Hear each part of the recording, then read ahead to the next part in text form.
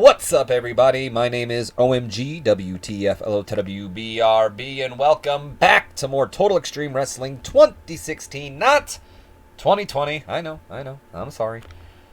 And welcome back to more of the Invasion Series Season 2, the brand era. It's been a hot minute. I want to apologize like I always apologize before these videos, but this time I want to apologize because honestly, it's my fault. I have been putting this video off for a while now, and the reason for that is because, well, honestly, if I'm going to be 100% honest with you guys here, this will be like my 5th attempt at recording this particular episode. If it wasn't audio issues, it was me recording the whole episode just to realize I wasn't recording. So if you see me bring up down here a little bit just to make sure this red dot is going off, that is why, because I want to make sure that I am actually recording this time and we get it up, because my good buddy Chris has been bothering me, rightfully so, because, again, I have been putting this episode off for way too long. So anyway, without further ado, let's just skip everything else here and jump right into the episode of Friday Night Nitro. Now this opening promo here... Oh wait, we haven't even gotten to the opening promo. I'm ahead of myself. We do have a couple of pre-show matches here, so let's go ahead and do that real quick. 43 solid D rating here as Easy Money goes over Zach Gowen in 3 minutes 41 seconds by pinfall. Zach Gowen, of course, is the one-legged wonder, or back in the day, around this time, I believe he was actually on the WWE roster. He was, he was the one-legged wrestler, and he was quite famous for getting brutalized by Brock Lesnar in front of his own mom. At least that's what I remember him for. Anyway, I figured I'd give him a little bit of a test here, because, like I said, I do believe he was on the roster. If not now, he's going to be, like, in the next year. So I wanted to see where he was at, maybe give him a developmental deal. I don't know if we're actually going to do that, because a pretty vocal crowd didn't seem particularly thrilled with seeing Zach Gowen wrestle here, so maybe we'll let him develop on the independent scene if he's even able to do that. Gowen was off his game as well. He had an in-ring performance of a 9, Easy Money with a 52. No worker improvements. Moving on, we have, I believe this is our main event of the pre-show, 58C minus rating in a pre-show bout that had terrible wrestling and non-existing crowd heat. The North American champion, Sir Steven Regal, defeats Claudio Castagnoli in 7 minutes 45 seconds with the power of the punch. Of course, Claudio Castagnoli, more known as Cesaro, or I guess now known as Claudio Castagnoli, since he is on AEW television. It's kind of funny, because around the time I booked this matchup, this was the Blackpool Combat Club, you know, if you watch AEW. I don't. But if you watch AEW, this was the Blackpool Combat Club, and Regal, of course, was kind of the leader of the group in a way, and Claudio was just a member of the group. But as of recording this now, Regal actually just left AEW, or is rumored to have left AEW to be going to WWE. Claudio, though, still in AEW. Anyway, 58C minus for the match. Steven Regal really stood out as being good. Claudio with an in-ring performance of an 18. Regal with an 80. I believe Claudio is on our developmental roster as well, so a little bit of a test for him. Regal is improving in his performance, and Claudio improving in his technical. All right. So here we have, this is the actual Nitro show. The opening segment of Friday Night Nitro. 79 solid B rating, as we get a recap of Rock vs. Flair, which... if you guys have forgotten, I wouldn't blame you. It's been a minute. The last time on Nitro, we had The Rock versus Flair, and a winner is the #1 contender for Scott Steiner's World Championship, and of course, the loser had to leave Nitro. Ric Flair won that matchup. The Rock left Nitro, really just went down to Hollywood to go film a movie. And this is just kind of a recap of what happened last week, how Ric Flair won the #1 contendership, The Rock saying goodbye to the crowd, and, of course, Rock and Flair fighting off the Steiner brothers and Shane McMahon as well. All right, moving on to our opening promo of the night. 94, solid A rating here. And before I go ahead and do the actual promo, I just want to give you guys a heads up because, as I mentioned before, this is like my 5th time recording this. And during all those times of me recording, not once did I actually go back and try to fix this promo, but I lost the ending to this promo. I didn't write it down anywhere.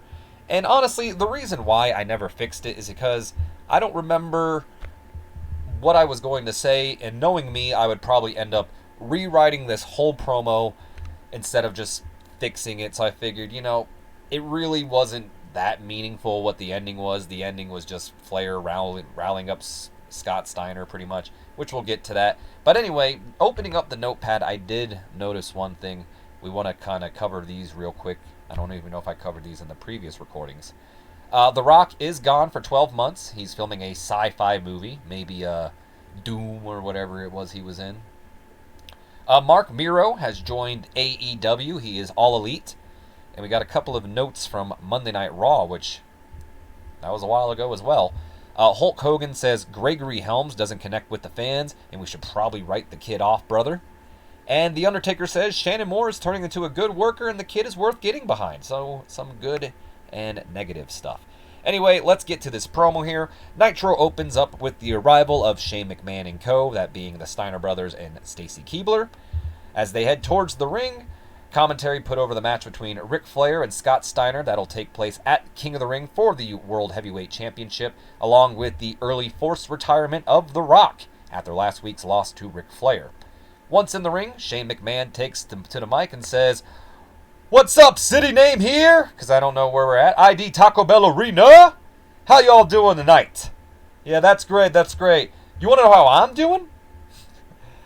Well, like the now retired Rock would once say, it doesn't matter what you think. Ha ha ha. Get a little bit of a Seth Rollins laugh in there, I guess. Scott Steiner then takes to the mic. Hey, when Shane McMahon talks, you guys shut up. All right, easy, Scott, okay? Look, I appreciate it, but no need to get fired up just yet because things are going our way, brother. Our way indeed. While WCW may have died, so did SmackDown, and Nitro is still alive. The Rock is gone, and soon enough, Scotty, you're going to take care of the Nature Boy once and for all. I'm going to break him in half, just like I did Booker T's dumbass. Now, the mention of Booker T kind of takes Shane McMahon off guard here, as we'll see, because he's a little bit taken aback by Scott saying that. Yeah. Just like you did the Book. Hey, look.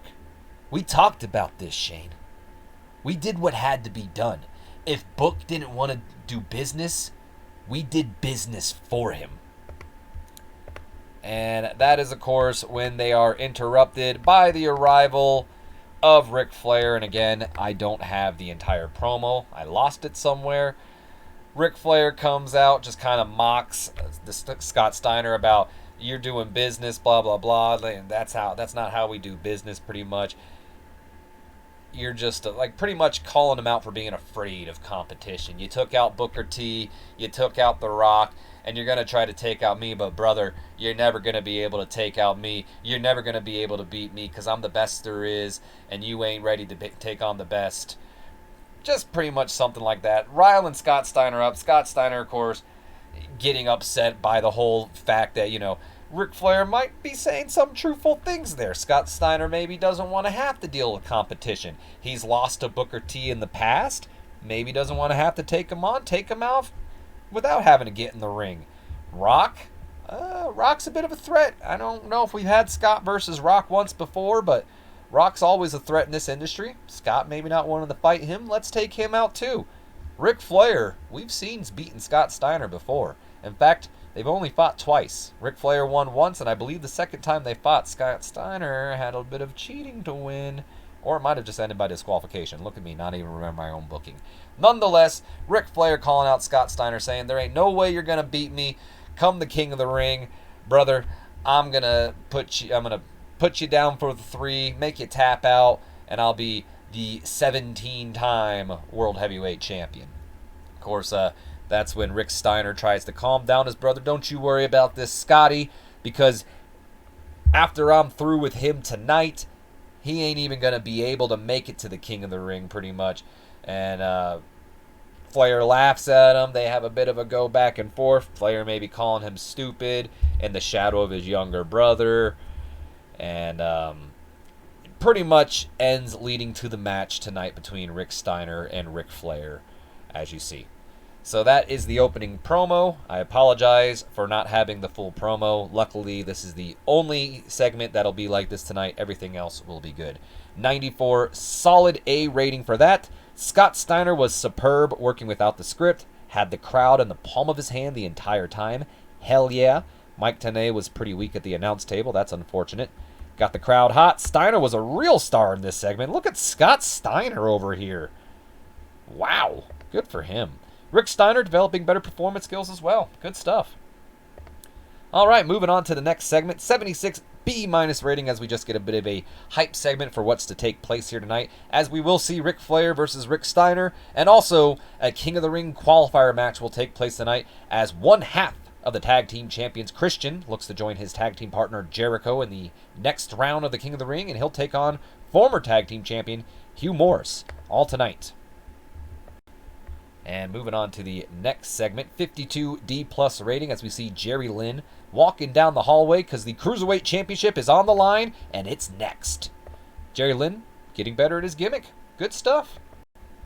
All right, back from our commercial break, 62 solid C rating, and about that had subpar wrestling and little heat to it. Jerry Lynn defeats Showtime Elix Skipper in 8 minutes, 5 seconds with the cross arm breaker submission. Jerry Lynn makes his first defense of the Cruiserweight Championship. Excuse me. Elix Skipper with an in-ring performance of a 50. Jerry Lynn with a 56. No worker improvements there.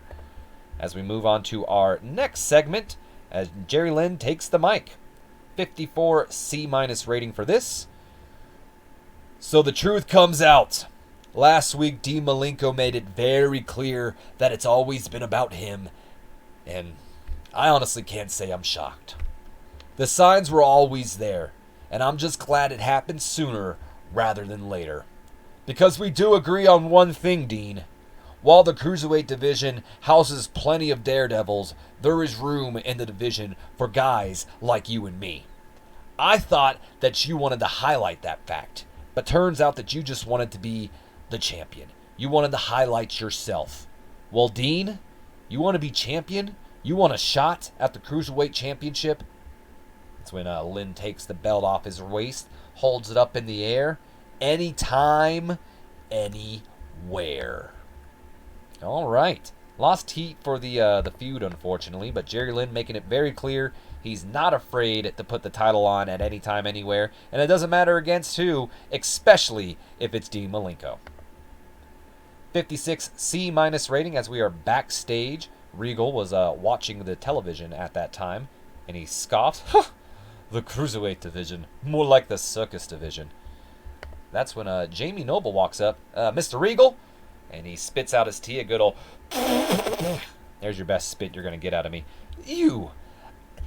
How dare you come in here after what you did last week? What did I do last week? You bloody well know what you did. I'll have you know, I have been the laughingstock of my family after you cost me my match against that buffoon Grandmaster Sexay. Look, I don't know why you think you and I are friends, because we are far from it. All you've done for me, Mr. Noble, is cause me a headache. Well, you know what, Mr. Regal? I'm going to make it up for you then, because tonight I've got a match against that Golden Freak, and I know you've got your issues with him, so I'll take care of it. Look, I don't care what you do, just as long as you stay as far away from me. Regal then walks away. Nydia probably questioned, why are we having to deal with this guy? And Noble's like, no, don't worry, baby. This is going to work. Anyway, Jamie Noble versus Goldust tonight. Gained heat for the Jamie Noble Grandmaster Sexay feud, but unfortunately did lose heat for the Goldust Regal feud. 69 C+ rating, as probably back from a commercial break here. Or, I don't know, maybe we just jump right into the match. Either way, 69 C+ rating, and about that had decent wrestling, but not much weighing heat. Goldust. defeats Jamie Noble in 8 minutes 26 seconds when Noble was disqualified after Sir Steven Regal ran in and attacked Goldust. It was a setup. Noble played the part of distraction here, allowing Regal to get that sneak attack in, attack the Golden One from behind, giving him the win, but at what cost?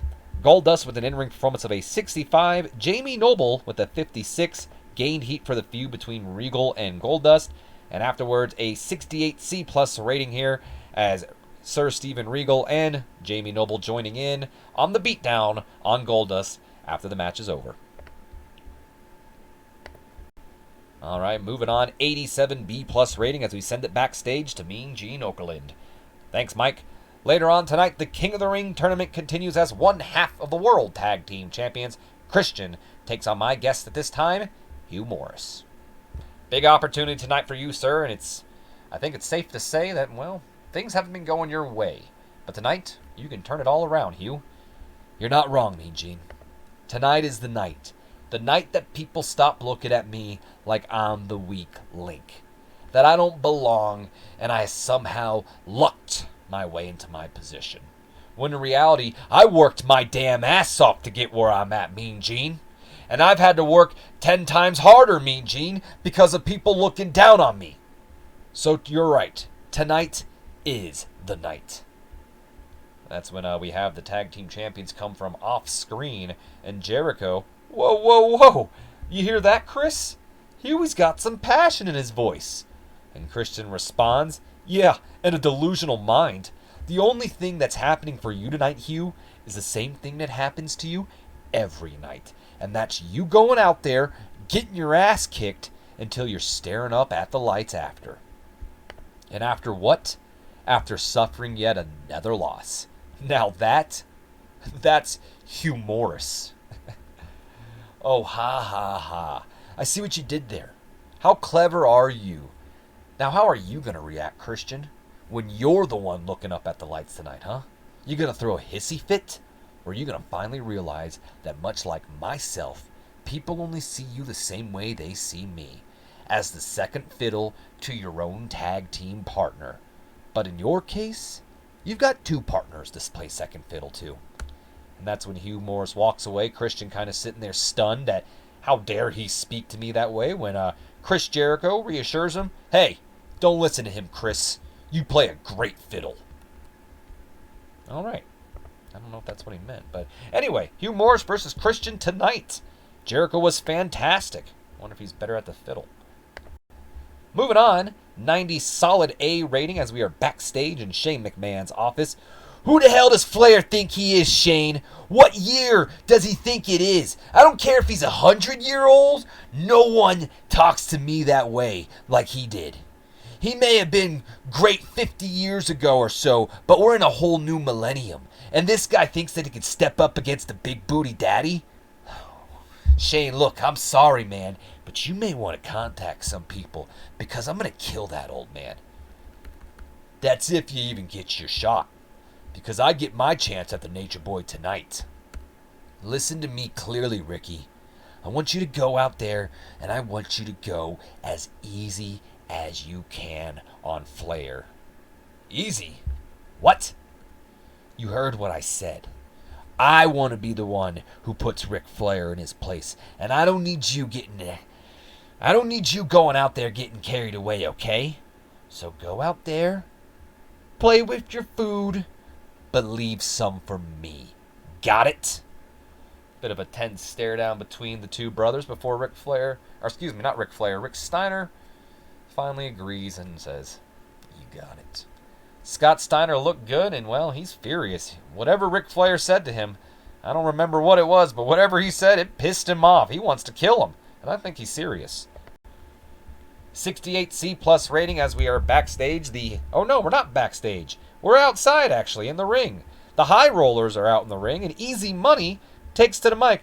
Ladies and gents, quiet down. Much more important people have the mic. Me.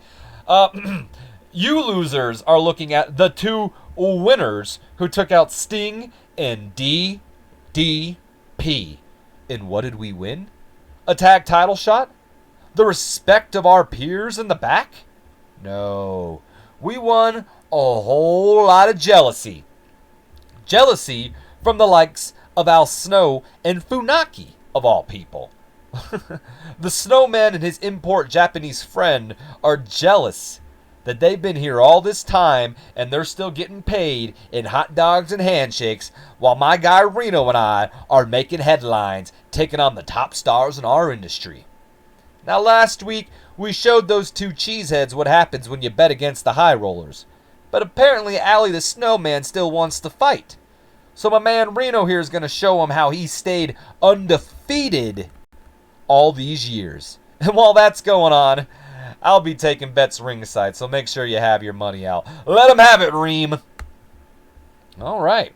Well, gained some heat for the gambling on the future storyline. Easy money, as cocky as he ever can be. Al Snow coming out here as we get ready for our matchup between Reno and Al Snow. 66C plus rating, and about that had subpar wrestling and little heat to it. Reno defeats Al Snow by submission in 7 minutes 37 seconds. Gail Kim doing some good work ringside. I'm wondering if Easy Money made any money here. Probably not the best to tell the people you're going to take money from that the guy's undefeated. They're more than likely going to bet on the undefeated guy. But anyway, Reno with an in-ring performance of a 47. Al Snow with a 65. Good, we're still recording. No worker improvements here as we move on to our next segment. 79, solid B rating here as Funaki comes in to check on his fallen friend as the high rollers celebrate as well. But before they leave the ring, Easy Money takes a look back and spots Funaki and decides, well, you know what, we're not done yet. He sends Reno after Funaki. Of course, Reno goes in there, beats down on Funaki. Easy Money joins in on the fun, so we have a good old beatdown now on Head Chop. But they are interrupted by the music of, yo, it's me, it's DDP, who comes out with a baseball bat. And, well, Reno and Easy Money not backing down. It's just 1 against 2. What's a baseball bat? Sure, you can take one of us out, but you can't take both of us out. They're ready to fight. But, of course, DDP points behind them. And what's this? They turn around and it's Sting! Sting is in the ring. He catches Reno with the gut with a baseball bat. Easy Money tries to leave, but unfortunately he is met by DDP, Diamond Dallas Page, who catches him with a bat as well, and then joins Sting in the ring and takes to the mic. What was that about retiring us, boys? Look, I'll admit, you may have got one up on us, but it's going to take a lot more to take out the Stinger and the master of the Diamond Cutter. He then hands the mic over to Sting. All bets are off, high roll. Oh, that's a horrible Sting. All bets are off, high rollers. It's showtime. Woo! Sting and DDP are back, and they're ready. So let's rewind and try that again. Sting and DDP are back, and they're ready for some revenge on the high rollers. Apparently, DDP's not suited to his gimmick. I'm gonna have to make sure I check that out, because I'm not entirely sure what his gimmick is. Sting came across well. Gained heat for the feud as well. Good stuff all around. Moving on to our next segment. 73 B- rating is coming up next. We have our King of the Ring qualifier match for the night. It'll be Christian versus Hugh Morris, and that's next. All right, before we can get to that, 57 C- rating as we are back from our commercial break. And this happened during the commercial break as one of our cameramans captured this. Backstage, Jamie Noble starts it off. Ha ha! I told you, did I not, Mr. Regal? I told you to trust me. And we're going to go a long way. Okay. I wouldn't go that far, but as far as tonight, you were right, Mr. Noble. I'll give you that. You could say that again. Go on, say it again. You know what? Never mind, Mr. Regal. Now that we've taken care of that golden perv, we can take care of that dancing fool now, right? Oh, come on, Jamie, he's not that bad. Quiet down, Nydia. Yes, very well. A deal is a deal. Next week, the Grand Master will feel the gift that God has bestowed upon me. The power of the punch. Don't touch it. All right, then. Well, I guess it was a facade all along. Regal actually working with Jamie Noble here. I can't believe I'm saying it, but the two working together to take on Goldust and Grandmaster Sexay. And, well, despite Regal not being too fond of Jamie Noble, he is going to keep to his part of a deal. And next week, I guess he's going to take out Grandmaster Sexay. Lost heat for the Goldust storyline, but gained heat for the Grandmaster Sexay storyline. All right. Come on. Come on. What the hell? Oh, shit. It moved on. Okay. Never mind. My mouse pad's kind of messing up. I'm not sure if it's clicking or not, but it looks like it did. All right. On to the King of the Ring qualifier match. 81 solid B rating here. And about that had good wrestling and a decent reaction from the crowd. Christian does it. He does it. Come on. He defeats Hugh Morris in 14 minutes, 13 seconds with the unprettier, following interference from Canyon. And Jericho also providing a bit of a distraction from Hugh Morris. So the way I'd like to imagine this going down, Hugh Morris looking good in this match. Maybe even looking like he was going to win a couple of times before Chris Jericho provided the distraction. And then even Chris Canyon coming out, his former tag team partner, and hitting him with the Canyon Cutter. Maybe he kicks out of the Canyon Cutter. Hugh Morris is still in there before finally unprettier 1, 2, 3. Christian moves on to the King of the Ring, joining Shawn Michaels, Chris Jericho, and I'll be honest with you guys, I don't remember who won on Monday Night Raw, but whoever won on Monday Night Raw is also joining them. I want to say it was Kurt Angle. So far we have Kurt Angle, Shawn Michaels, Christian, and Chris Jericho in the next round. And if it's not Kurt Angle, spoiler report, Kurt Angle is more than likely going to move on to the next round. Anyway, this match got the crowd hotter. Hugh Morris with an in-ring performance of a 70, Christian with an 88. The Canyon Hugh storyline continue, or did it improve, or no, it just advanced. Okay, and Hugh Morris is improving in his performance. Moving on to our next segment, 77 solid B rating as we send it backstage to Mean Gene once again. Well, we now know that both the holders of the World Tag Team titles have moved on to the next round in the King of the Ring. And joining me now is a man who will face Lance Storm next week in the King of the Ring tournament, Rey Mysterio Jr. Rey, you're a former Cruiserweight champion, but you'll be stepping out of the Cruiserweight division next week when you face Lance Storm. Now, Lance isn't the biggest guy out there either.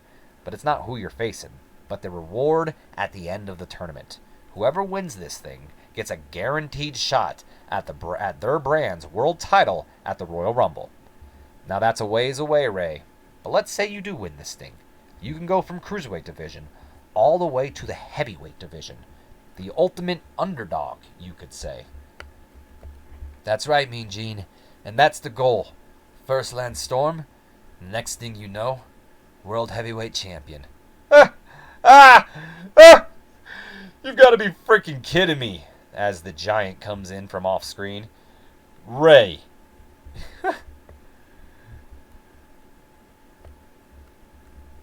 You are the perfect case of someone who was told that they could be whatever they wanted to be when they grow up. But let me be the first to break the bad news to you. You will never be a world champion. So even if by some miracle you end up winning this thing, there is no chance of you beating whoever is the champion at the Royal Rumble. In fact, how did someone like you get a shot in this freaking tournament while I'm sitting on the sidelines? I'll fight you. I'm sorry, what? You heard me, Giant. I'll fight you. Look, the only way I'm stepping to the ring with you is if you're putting your spot in this tournament on the line. Alright, if that's what it takes, then let's do it. Are you freaking stupid? I will squash you like a bug. But you know what? Hey, you want to give up your one shot at the world title? Then be my guest. Giant then leaves. Mean Gene with a shocked look on his face. Rey, do you have a death wish? Maybe I do, Mean Gene. But the Guerrero family are close friends of mine, and the Giant thinks he can throw his weight around here. So tonight, I'm going to teach him 2 lessons. 1, don't mess with my friends. And 2, don't ever doubt Rey Mysterio. All right, well, you can certainly never doubt the heart from Rey Mysterio Jr. All right. Rey Mysterio, the balls on this guy might be bigger than his actual size. He's not only taking on the Giant, he's putting his spot in the King of the Ring on the line. He's crazy. Anyway, that does continue the Giant Eddie Guerrero storyline.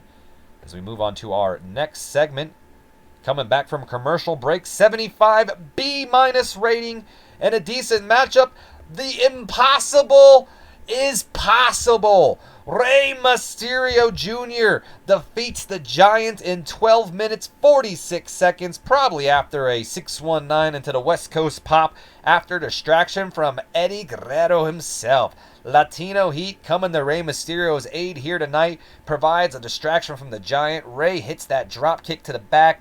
Giant lands right on the turnbuckle, and the rest is history. Rey Mysterio still in this thing and just pulled off the shocker of all shockers. Mysterio with an in-ring performance of a 67. The Giant with an 85. Mysterio also improving in his performance. Moving on to our next segment, 81 solid B rating, because coming up next is our main event. Ric Flair versus Rick Steiner, and it's next. All right, main event time. 83 B+ rating and an exceptional matchup. Ric Flair defeats Rick Steiner in 13 minutes 36 seconds when Rick Steiner was disqualified after Scott Steiner ran in and attacked Ric Flair. I don't know if I would say I wouldn't say Ric Flair looked like he was winning this match. The way I would like to see it go down is, we're just having the match. Flair maybe has the advantage, or Flair gets tossed to the outside of the ring. However you want to like it. Either way, Scott Steiner not able to control his anger, still furious about what Ric Flair said to him earlier in the night, attacks Ric Flair despite his brother not being in a position of losing and causing the disqualification.